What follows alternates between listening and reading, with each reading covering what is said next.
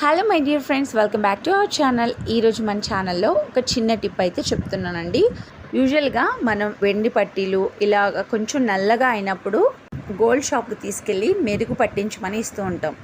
కొంతమంది చెప్తారు అరిగిపోతుంది, అంటే ఆ వెండి అనేది కరిగిపోవచ్చు, వాళ్ళు ఏదో లిక్విడ్ యూస్ చేస్తారు అని చెప్తూ ఉంటారు కదా.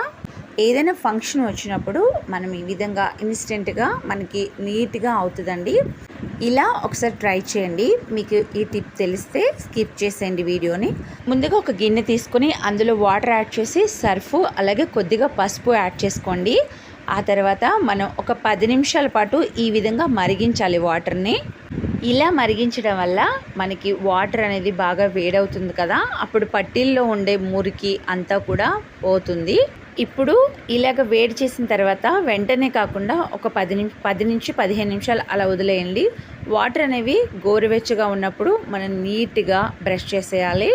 చూస్తున్నారు కదా, మనం వేడి నీటిలో మరిగించక ముందు ఎలా ఉంది, ఇప్పుడు ఎలా ఉంది, మనకి మురికి అనేది ఆ పట్టీలకున్న మురికి అంతా కూడా పోతుంది. అలా అని నేను కొత్త వాటిలో మెరుస్తాయి ఇలా చేయండి అని అయితే అబద్ధాలు అయితే చెప్పను. మరీ నల్లగా కాకుండా మరీ అప్పుడే కొత్త వాటిల్లో కాకుండా చాలా బాగుంటాయండి.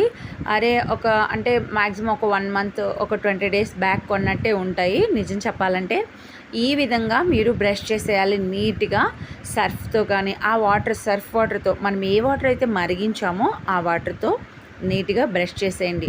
చాలా బాగుంటుందండి ఇలా చేస్తే. ఈ టిప్ మీకు నచ్చితే తప్పకుండా వీడియోని లైక్ చేయండి, సేవ్ చేసుకోండి, మీ ఫ్రెండ్స్కి ఫ్యామిలీ మెంబర్స్కి షేర్ చేయండి.